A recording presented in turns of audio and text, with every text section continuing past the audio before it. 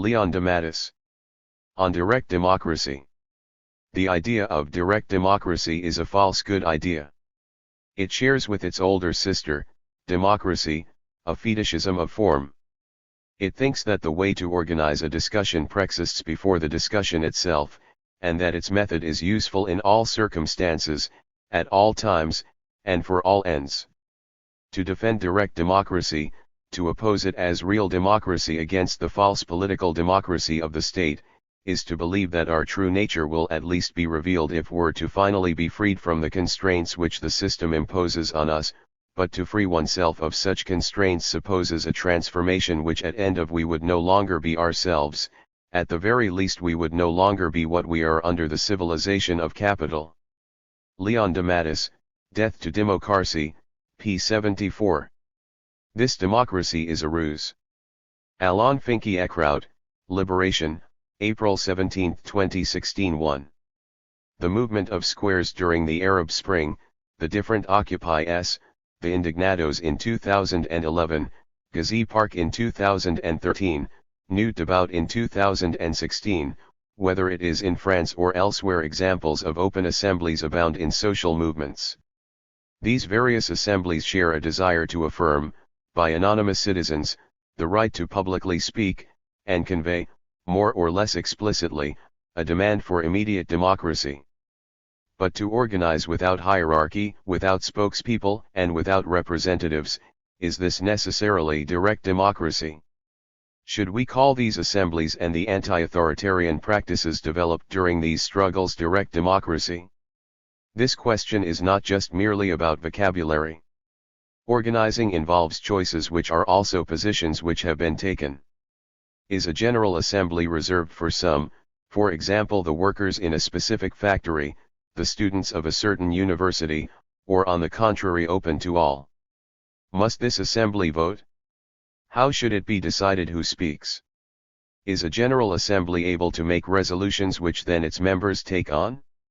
Should we consider it sovereign? All these questions are often answered in a self-evident way. The general assemblies are democratic. One assigns facilitators, one establishes a list of speakers, one invokes a certain number of rules for debate, and one sometimes ends up voting on motions more or less in relation to the current struggle. Nonetheless, this is not so self-evident. While a struggle is waged, it is of course necessary to debate, to come to agreements or even to disagree, but first off, these discussions do not only take place within the great meetings of assemblies, they can also take place in a very informal way during all sorts of occasions, at a cafe, during an occupation, during a pause in activity. Further, a struggle is not waged by speaking alone. By definition, acts are also needed, which go along with the participation in a demonstration to the organization of a strike, an occupation, or a blockade. All of these acts are accompanied by discussion, and all discussion, if possible, must be accompanied by acts. Such is the benchmark for a good practice in the struggle, uniting word with deed. But whereas a blockade, a strike, or an occupation requires active and determined participation of persons in the struggle, a vote in the General Assembly shows the same passivity seen in a vote during official elections. One can vote for a strike or an occupation, but they only become real by enacting them. And to go on strike or start an occupation, why should we ask for prior authorization? A strike or an occupation is only possible when a significant number of determined persons join in, and so they are, themselves, a way of showing how many of us there are. An assembly could be an important moment to size up our strength and to mutually give each other the courage to pass into action. But what is thus important is not the formalism of the discussion nor its content, which can be secondary. In the assemblies of Occupy, La Puerta del Sol Spain, Nuit Debout, what was essential was not what was said by those who spoke, but the very fact that they occupied a square to do so. As far as the procedures of direct democracy, they raise the same snags as those of representative democracy. Professional militants of small or large organizations end up experimenting with the same rigged processes. whoever has witnessed the conduct of such or such union in coordination meetings or strike assemblies will understand perfectly what I am referring to. Invoking democracy at general assemblies is tantamount to presupposing what should be the form of the collective decision. It is imagined that only the procedures that are similar to state democracy can allow common resolutions to be adopted. We take as intangible data what is only the fruit of a specific social relation. As with the economy, the justification of democracy stems from the naturalization of the realities that are a product of a determined historical period. The problem highlighted in the lines cited at the beginning of this article is always relevant. Demonstrating that a critique of the state must also extend towards the notion of direct democracy is a theoretical and practical issue for current-day struggles. This critique is not meant to be carried out in the name of a hierarchical principle, but rather on the contrary. It will not be a question here of doctrines which perfume authority and demands a man at the head of the state. If these types of ideologies can accommodate elections, they will not like the notion of direct democracy because they assume that the leader must show the way. Though one cannot minimize what direct democracy can represent as a symbolic change against these ideologies calling for a chief or caudillo. But this question must be set aside, for it is only among those who intend to challenge the principle of authority that this debate will be held. The question to which democracy is, in principle, an answer, could be formulated as such: how can a large number of individual wills agree on subjects that concern them collectively? It should be pointed out that this question, or a question close to it, does not only concern democracy, but any form of state organization. The only difference is that the demand for equality among particular wills, which is peculiar to democracy, disappears when it comes to an authoritarian state. But the necessity of making decisions on behalf of all is the elementary justification of every state.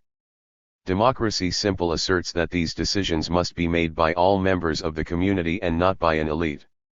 As for direct democracy, it merely reproaches representative democracy for betraying this promise of equality. The question thus formulated also applies to organizations which, without being states, share the same problem. This is the case, for example, with parties or unions that elect delegates, organize conferences and appoint leaders. These political organizations have in common with representative democracy the notions of mandate, spokesperson, and elected leadership as those who implement the will of the majority.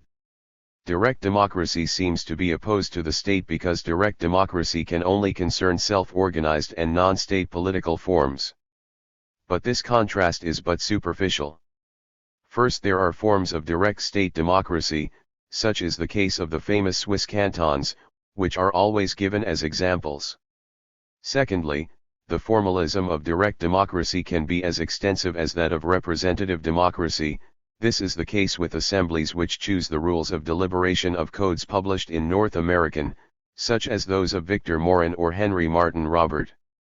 The link between direct and indirect democracy is obvious here, since the author's first objective was to find the ideal way to debate within parliamentary assemblies.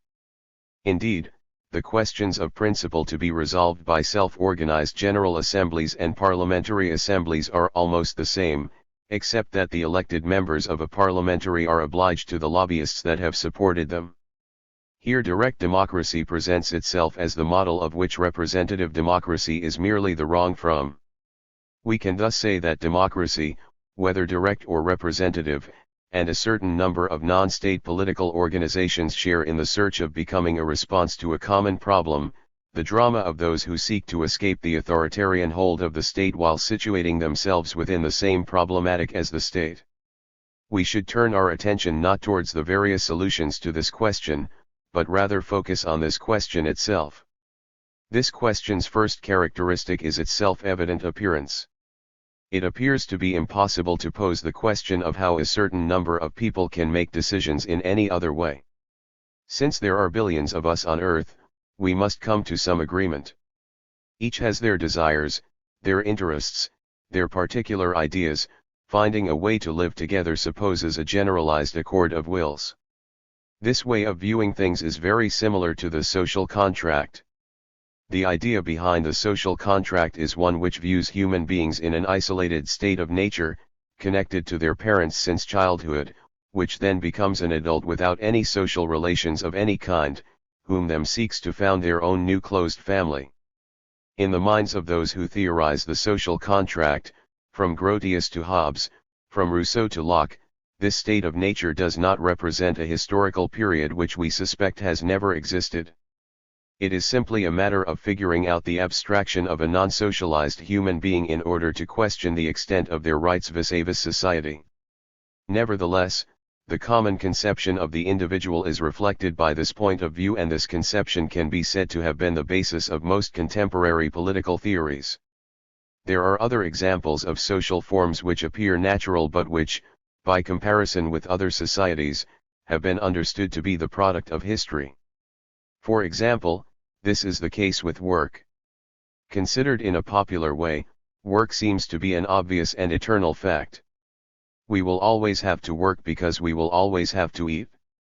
But work as a specifically productive and identifiable activity, separated from other types of human activity to such an extent that it can be placed in opposition to other human activities, did not appear spontaneously. We know that the first anthropologists who wanted to measure work time in hunter-gatherer societies were faced with intractable problems. Should the rites performed before the hunt be considered as part of the hunt or an added ornament? Undoubtedly, hunter-gatherers spend a certain amount of time in their day devoted to gathering food, clothing themselves, etc. But recognizing this time by differentiating it from time devoted to social, ritual or other difficult to classify occupations has proved to be an arduous and partly arbitrary task. For the notion of work to become so familiar so as to become self-evident, everything except a natural state is necessary. On the contrary, a long-held custom anchored in history, is necessary. Indifference towards any specific kind of labor presupposes a very developed totality of real kinds of labor, of which no single one is any longer predominant. Indifference towards specific labors corresponds to a form of society in which individuals can with ease transfer from one labor to another, and where the specific kind is a matter of chance for them, hence of indifference. To this category, so simple and general, that it seems to be eternal, could only truly flourish in a society where labor is at the foundation of social relations.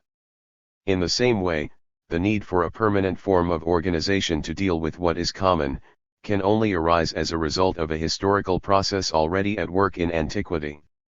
At the height of this process, the notion of autonomy of the individual flourished, a notion which grew with the rise of bourgeois society and then triumphed with the development of industrial capitalism. Not that such an idea would be impossible to express in any other sort of epoch, but for it to become so obvious, it takes the long history of a society marked by the separation between producers and their products. It is necessary that this custom, profoundly anchored in mores and consciences, to find the necessary elements for everyday life by exchanging its work for money, and then exchanging this money for commodities. In other words, to bear a strict vision of things produced and consumed, individualized and separated, without allowing an overall perspective to take hold on the why and how of such and such production and consumption. This relation, separated from access to the things necessary for everyday life, which fortifies this segmented vision of the individual and their relationship with society. Certainly, it is possible to think differently in this society. After all, this text is an example of that. But here we are talking about what is massively and predominantly imposed on our consciences, of which we can only call into question with reasoning as long to develop as those shown here. Of all the ways of conceiving the relation between the individual and the collective, the one that seems to best correspond to our immediate experience takes on a self-evident form for many of us. It is therefore in a society like ours, in which every moment of our life in common appears to be disconnected from one another, in which the supposed necessity to bring our wills into agreement supposes a particular form of organization. This mode of organization, and the way of conceiving it, has a name. It is politics. The very idea of politics presupposes that that which concerns life in common is posed in a specific way in relation to the life of the individual. Certain everyday events, however social as others, do not fall within the sphere of politics but within the sphere of private life, while others are part of public and political life.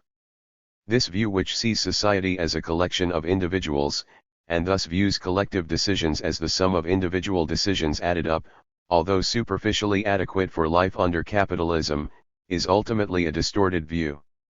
Collective decisions are never just the sum of individual decisions, just as life in society is not the reproduction, on an enlarged scale, of individual life. It is well known that voters' choices are not subject to any particular fancy. There exists an electoral science that explains why, through multiple historical and sociological factors, some vote in such and such way in a given region or social category. If we stick to an individual level, of course, varied and fanciful exceptions continuously occur. One can be born out of such and such milieu, have had such and such experience, and not act like others who share the same situation. But we are not talking about this level. If one remains at such a scale, that of great numbers, then such social determinisms are absolutely incontestable. There is a science to describe these determinisms and even a science for manipulating them, for example, marketing and political communication, techniques destined to sell commodities and politicians to consumer voters. But the question here is not to list them, let alone to comment on various sociological aspects. It is simply a question of pointing out that everything these social sciences show us, day after day, go against the idea that democracy allows for us to make choices and represent the will of voters. One could also intuitively understand how little the choices expressed in elections are not really choices at all. More often than not we vote to eliminate a politician we do not want rather than vote for a politician in line with our wishes. When the ballot that slides into the ballot box only seeks to block a reactionary populist, and when it is known that the one for whom we vote does not our condition, where is the choice? It is in this way, however, that the elections in the present period present themselves. The sequence inaugurated by the second round of presidential elections in 2002 in France is not set to close up yet. And more generally, faced with a political set obsessed with their own conquest of power and a media which hijacks any public voice, how can we speak of will of the people? Where we often are fooled is in the order of causality of all of this. It is not because this political set is hungry for power, and that the media practices censorship, that democracy does not represent the will of people. It is rather because there does not exist at all any will of the people other than the one fashioned by the democratic system. The greed of politicians and the baseness of journalists are undeniable. But this greed and baseness are not the cause of the corruption of the entire system. Rather, they are its consequences. 3. Moreover, if politicians are always saying expressions like voters' choice or the will of the French people, we know that these are only formulaic phrases that do not lend themselves to much effect. The theoreticians of representative democracy explicitly recognize that the election is not about letting the people decide policy pursued by the government. As a professor of political science rightly states in an article in Le Monde, voting principally aims at producing legitimacy and create consent for authority. For we must remember how universal suffrage was gradually established in a country like France. It is with gradual and careful widening, or enlargement, of tax-based voting system and simultaneous production of the appropriate citizen that a representative democracy was introduced here. Intelligent conservatives have done the most work in this regard, like the Tocquevilles and the Thiers, as they clearly illustrate the formula put into the mouth of one of Tomasi de Lampedusa's characters: everything must change so that nothing may change. It was a matter of making sure that the powers granted to the voters would not upset any hierarchies and social relations. The Republic would, from this point of view, have entirely reassured these conservatives. It is because the democratic system is not based on an agreement of wills, but rather on the passive approval of citizens at the bottom rung of the ladder, for the acts done by the elites which govern them. 5. This is why proponents of direct democracy are a bit in the camp of the village idiots. They are those who believe hard and fast in the fable which others merely adhere to. In a world where the alienated mores of capitalist civilization reign, it is selfishness, bitterness, and sociopathology that expresses itself when everyone is allowed to voice their opinion. What would a direct democracy be that could take on the task of assuming what a contemporary modern state organizes today?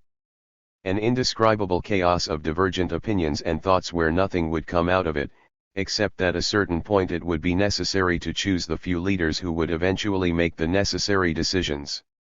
We would then be wrong to believe that the defects of representative democracy could be corrected by real democracy. Its evil is deeper than that and the solution much more complex. Direct democracy is not the solution for the defects of representative democracy. We could not squeeze out of it more choice. And even within parliamentary democracy, it is not just the voters who are deprived of power. In 2005, the rejection of the European Constitutional Treaty during the French and Irish referendum led to a vote on a revised text, very similar to the original. People cried out that there was a denial of democracy, since the political elite made it so that they could continue with the liberal direction they desired for the European Constitution. But people commented very little on another grand denial of democracy which concerns the elected representatives themselves. In 2008, the intervention of the American federal state was indispensable in saving the world financial system. Some American conservative senators were not able to so quickly resolve themselves to toss into the wasp and the ultra-liberal credo, so professed for so many years by American politicians. The bank bailout plan, named Paulson after the American Treasury Secretary, was rejected by the American Senate. Things had to be arranged so that the Senate could vote for a second plan, a clone of the first, to avoid a debacle, so that the few recalcitrant senators had no choice but to acquiesce. The necessity of saving the international financial system so seized the state that could not be opposed, not even by the elected representatives of the parliament of the most powerful state in the world. The will of the people, no matter how you phrase it, can only desire what is made possible to desire. Coercion is to be found at the very core of social relations. Now let us say a few words here on the coercion we have just remarked upon. This is indeed one of the most misunderstood and mischaracterized points of Marx and Engels' theory. It has been too frequently believed that there is here a mechanical relation between two levels, a cultural and an economic one, where the former is determined by the latter. Thus one makes of Marx and Engels' thought a sort of economic determinism as vulgar as that of the capitalist economists. It goes without saying that this reading is largely biased. Above all, a social relation is a relation between human beings, more precisely it is a relation between groups of human beings. It is not possible here to detail here how necessities for the production and reproduction of their immediate life leaves its mark on their bodies and minds.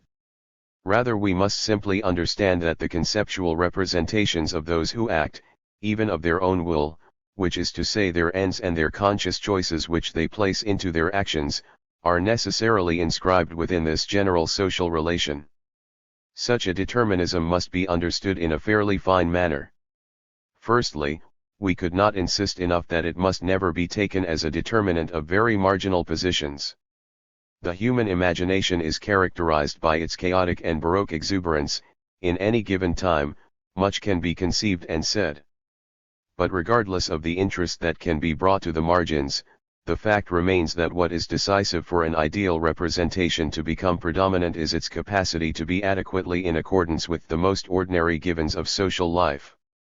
Let us be clear, adequately does not mean true, in the sense that the dominant ideologies are conditioned by the interests of social domination. But nonetheless these ideologies are nonetheless true as far as they express something of the existing social relation. If not, they would be able to acquire such strength. In any case, there does not exist a single dominant ideology, but several, contradictory and clashing with the capitalist forces of which they are an expression. Capitalism, logically marked by its origins, by the context of its historical appearance, has remarkably adapted itself for the past 2 centuries. During this period, it has extended itself to such a degree that it reigns entirely over the whole world. That said, capitalism has subverted the traditional societies which it has penetrated, but it has also been transformed by contact with these societies. It has thus evolved to be as flexible as possible, most notably when it comes to its ideological and existential justifications. The characteristics of the circulation of value and the extraction of surplus value have globally remained the same, following the analysis which Marx had made. The relation between capital and labor have remained identical, while the sociological particularities of the capitalist class and of the proletariat have been turned upside down. The bourgeois ideology of work, technological progress, and parliamentarism, so prevalent during the 19th century, that it appeared to be a necessary attribute of this mode of production, is now but a vision among others that are as capitalist as itself. Fascisms and real socialism 6 have already contested the ideological hegemony of liberal capitalism in the 20th century. Presently the worst religious obscurantism can accommodate itself, untroubled, with the whole of capitalist science and technology so long as they permit the satiation of their dreams for domination. The same social relation can be presented in turn as democratic or authoritarian, nationalist or transnationalist, secular or theocratic, without its functioning being fundamentally affected. All these ideologies are in the service of states, which are in reality subjected to the determinations imposed by the circulation of value, but these determinations are so buried in the morass of clashing ideologies 7 that they end up unrecognizable. There are business, finance, and labor contract laws in Iran, as there are in the United States, Israel, Turkey, China, and Brazil. Of course, these laws and the realities that they frame differ in accordance with the country's integration into the world market, the power of its economy and its administration. But the principles are everywhere the same, and the differences are motivated by the same global logic. In fact, besides the necessities of capitalist social relations as such, many other constraints also come into the mix, arising from the evolution of morals, the weight of religious archaism, and the strength which the clergy still exert on the size of this oppressed creature. The determinism of capital is the deepest form of determinism on which other social and historical necessities pile on top of. In the chaos of historical situations, only solutions compatible with the functioning of the circulation of value can emerge and take flight, in a given context, over the others. Certainly capitalism can adopt a more expansive political and ideological flexibility than previous modes of production, a flexibility all the more accentuated as we move away from economic questions and rise up into the higher spheres of cultural representations. So that it can be decided to legalize same-sex marriage, or refuse to do so, without having either fundamentally affect the exploitation and extraction of surplus value. Since the counterculture, as a component of the proletarian outbreak during the 60s and 70s, has been definitively recuperated by capitalist civilization, one can now be morally liberal without it changing the central problem of the domination of capital and the commodity form. The fact that these questions are the subject of violent confrontations between equally capitalist ideologies does not change the problem at all. It is this remarkable social plasticity, associated with the technological might of industrial development, which has allowed for capitalism's incontestable victory across the globe. But this results in a situation where one can believe that all sorts of societies exist without seeing that they are all still capitalist societies. They speak to us of a clash of civilizations at the very moment where the battle has already been won. There is nothing else left to enter into conflict with capitalist civilization. The only clash which remains, is that of capitalist civilizations among each other. The clash is potentially violent, but it is nonetheless internal to a single system. Associated with the particular history of capitalism is the illusion that the state can make choices, an illusion born during the centuries of bourgeois revolution. In reality, the constraints of valorization are absolute and cannot be defied. Only the ideological combinations which respect these constraints have a chance in establishing themselves as a durable model. As far as they are concerned, social and historical inheritances founded on the weight of customs, morals, social structures, which come straight from former modes of production, are much more fragile, the constraints of valorization shatter them or recompose them as seen fit. Some disappear completely, but others, because they somehow fit into the new form of exploitation, undergo a form of modernization. The capitalist social relation is not in itself racist, patriarchal or colonial. Throughout history it has shown itself as capable of being able to integrate itself with these forms of domination and to use them for its benefit. Though it is always possible to successfully struggle against one of these forms of domination and to force it back in a given space or time.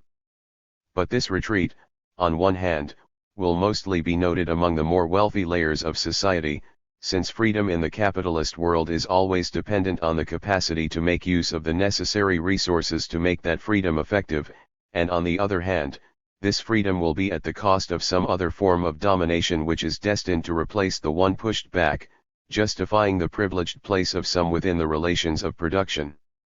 Capitalism must incessantly reproduce the moment where the proletarian must sell their labor to capital, which must have at its disposal, at a reasonable cost, workers at all levels. The assignment of a part of the working population to such and such task thus presupposes a form of domination where its age and its anchoring in minds and social mores allows for its rise in legitimacy. In part, capitalism can make do without a given domination, subsequently replaced by another. It cannot do without domination in general because, as a relation of exploitation, it will always be forced to be a relation of oppressors over the oppressed. In the face of capitalism, it is necessary to reaffirm the necessity of imagining a social relation which absolutely clashes with these determinations. Within such a social relation, there is no democracy, since there is no politics as a moment separated from daily life.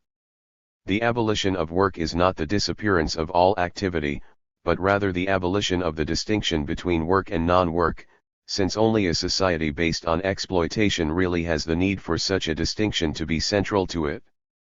The abolition of gender is not merely the annihilation of biological categories, but rather it is the abolition of the importance of these characteristics since only a patriarchal society finds it necessary to make of such biological characteristics a marker for social distinction. Further, the abolition of politics is not the disappearance of the need to communally make decisions, but rather the disappearance of a separate organization which would be dedicated to this task, since only a class society would have the need for social relations to be regulated by such a specific authority. In a world freed from capitalism, there is no negation of the individual. It is capitalism which negates the individual by giving them a skimpy vision of themselves. If freedom ends where the freedom of another begins, then this would necessarily be a limited freedom, and all the more limited since those who are not you are countless. The richness of life is not measured by the autonomy of individual choices. Choice for the individual under capital, supposedly independent, is not that at all. These are choices constrained by material needs and ideological imperatives. True freedom can only reside in the expansion of what is possible at the individual and collective level. Such an expansion is achieved through a multiple and differentiated arrangement of social life. If freedom is the multiplication of possibilities, by maximally extending the number of ways of life, then communism is truly the reign of individual and collective freedom. This long detour between the relation of so-called political choices and the real needs for collective organization in the capitalist mode of production brings us back to a simple conclusion. Democracy, whether direct or indirect, is a response to a question which is the expression of coercion in a capitalist world and in class relations. It is not the response which we must seek, it is the question which we must abolish. But abolishing the question, which involves abolishing capitalist social relations, is a difficult task. It will be the fruit of revolution, nothing less, nothing more. Such an abolition cannot be performed with the waving of a magic wand. Until then, the individual as we know it remains a capitalist individual. It is thus with this person that the movement against capitalism is built. Is such an abolition is possible by viewing direct democracy as a means and not an end? Can a change in the mode of production simply be the consequence of a choice expressed by forms of self-organization close to direct democracy? Said another way, Can a revolution begin with the installment of a form of direct democracy, which without being its own end in itself, be the first step in such a transformation? To understand why this is impossible, we must understand that a change in social relations cannot be the outcome of a choice. If this change cannot be the fruit of direct democracy, it is because the system cannot be changed by a given will, whether it is an unanimous or majoritarian expression. No set of social relation is ever born of an accord of wills. Will is the fruit of social relations, how could it then be the origin of social relations? Indeed, will has a role within revolution, but it will be a will which can only be expressed at the heart of a social structure already articulated. The will for change or for revolution is itself the product of social relations. Under capitalism, two poles linked to value, capital and labor, maintain a conflictual relation, feeding a social relation and at the same time possess the possibility for its abolition. It is only from this conflictual and contradictory frame that a will for change can take shape. Undoubtedly we can meet up to discuss with many the world which we dream of, but we cannot, at this meeting of dreamers, take any concrete initiative to bring it about. It is in the course of struggles, inscribed in the conflictual relation between capital and labor, that is possible to glimpse, in a practical way, the concrete elements for change. Even if this will can abstractly take into consideration the transformation of the whole of social relations, it can only really exercise any influence over the immediate questions of struggles. Said otherwise, we can absolutely desire the abolition of capitalist social relations, but we cannot choose to do so. The process by which history gives birth to a new set of social relations is the fruit of a multitude of interwoven factors in which choices are primarily the reflection of immediate needs. Of course there are quite a few ways to respond to a need, and a vision of a possible future undoubtedly plays a role in this process. But it is never the determinant element, and summarily a revolution is not an expression of a choice. To pose the question as one of how to express this choice is thus a false one. To stick to the problems of the mode of political organization, is to limit things to what politics can organize, which is to say the relations between individuals which have acknowledged that this world of capital, is their unsurpassable horizon.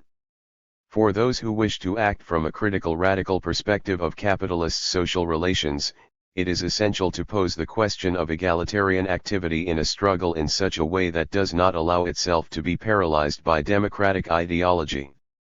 The critique of democracy does not set out to propose a better form of organization than that taken on by democracy ideology, but rather to show, that contrary to what this ideology would have us believe, there is no model to be followed.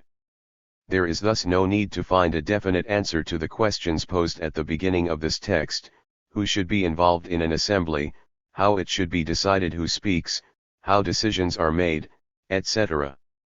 The solutions are to be found in the course of the struggle, and the criteria which lead to the adoption or rejection of these solutions shall not be based on the abstract principles of the democratic ideal.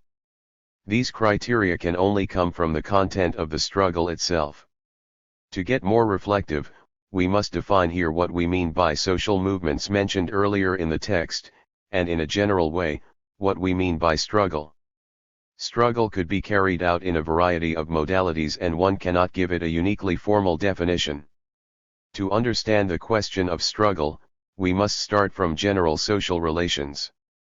The existence of money, the wage, and work, along with their central role in all aspects of social life, is a testament to the persistence of exploitation and class relations. 8. Placing struggles in the face-to-face confrontation between the capitalist class and the proletariat offers a criterion for understanding and judging them. Let us say this clearly: the struggle at the heart of this text is class struggle. It does not categorize between revolutionary or reformist. Struggles often follow the same schema: they start with specific demands and then possibly widen as they meet practical challenges they make possible. On one hand, you can say that the struggle is already lost for as long as it does not become revolution. But on the other hand, the later the defeat, the less it is a defeat. The stake is the price to be paid by capital to be able to return things to normal. The more extensive and deep the struggle is, the steeper the price. On the contrary, the more a struggle remains confined to the quantitative and qualitative ordinary frameworks of the reproduction of the categories of capital, the lower this price will be. Class struggle is bifid. It is a part of class relations, and in this sense it renews class relations.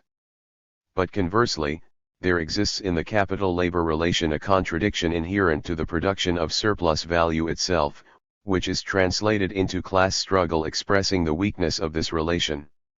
The more the struggle calls into question these categories and presuppositions of capital, the more it opens up the possibilities for its revolutionary becoming, as well as implying greater concessions from capital to contain it. We can include in this notion of a weakness of social relations everything which leads to opposing that which we are under capital, thus to be in opposition to the categories which we socially exist in. We are never abstractly proletarian. One is always an incomplete proletarian, of such and such gender, origin, socio-professional category, legal status, place on the pay scale, having such amount of cultural or social capital, and so on into infinity. One of the issues with this struggle is awaiting for it to generalize and deepen to such a degree so that we may attack our own social role within capital. This means that we would no longer struggle for the category which we are socially situated in, but rather against this category, and further we would no longer struggle along with the presuppositions imposed by the capitalist society, but rather against them.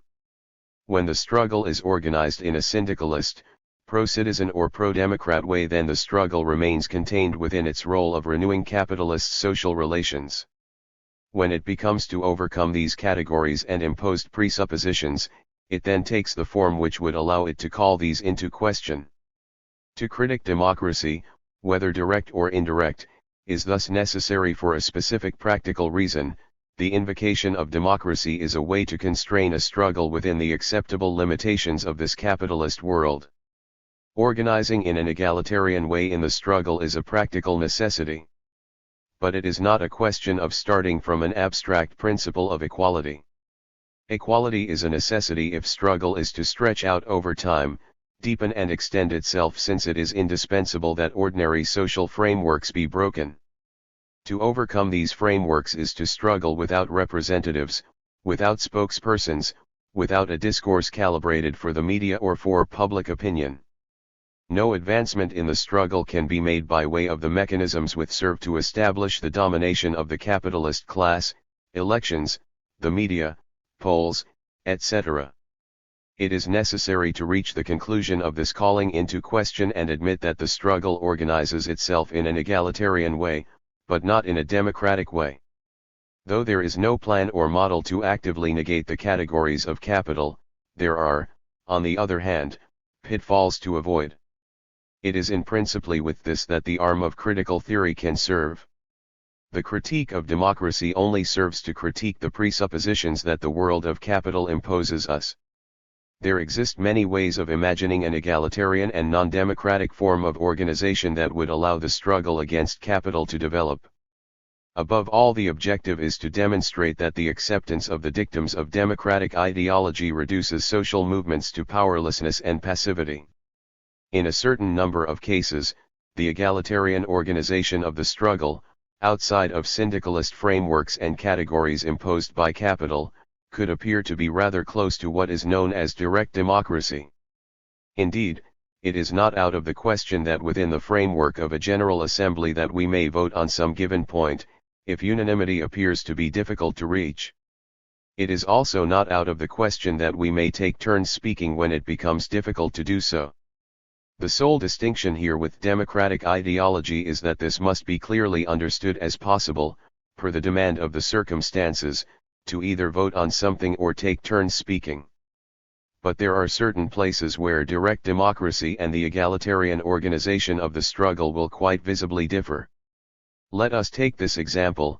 Under democratic ideology, the question of who will participate in an assembly is entirely determined by the status of the participant, irrespective of their partisan position.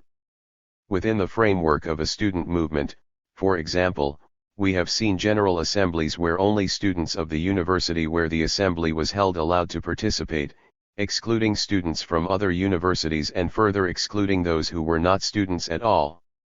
On the other hand, even the students of the said university who were against the movement were allowed to participate in the deliberations of the assembly. 9. In other cases, like the one where an assembly met up in a public place, within democratic ideology it would certainly be out of the question to restrict access, but then everyone, as a citizen and in the name of freedom of speech, can come and be a part of the assembly even if their partisan position is completely at odds with the struggle going on. Inversely, equality among participants of the struggle obviously supposes that this equality only concerns those involved. Those who are openly opposed to the struggle have no reason to participate in the assemblies and be a part of the decisions made by the commune. Further, we can go so far as to interrogate the content of the discourse which can be indicative of those who declare themselves part of the struggle. Some types of discourse, because they traffic as submissive ideology, are not really compatible with real engagement. Among these are obviously reactionary positions close to the far right, which within these confused times, believe themselves to be able to consider themselves rebellious, when they are in fact nothing other than a call to servility. To tolerate these types of interventions in the name of democratic principles is to beforehand condemn oneself. The assemblies held within the framework of Nuit Debout did not all systematically fall into this pitfall and understood when it was necessary to expel those who had no business there. We could thus not say Alain Finkielkraut was wrong when he denounced the lack of democracy at Place de République Paris. Neither him, nor his rancid thought has any place in any struggle, and no democratic principle should ever impede this simple truth from being practically exercised. Everything that brings a struggle to a halt, everything which restores the predefined frameworks of capital, everything which contributes to the renewal of ordinary social relations should be fought in the same way.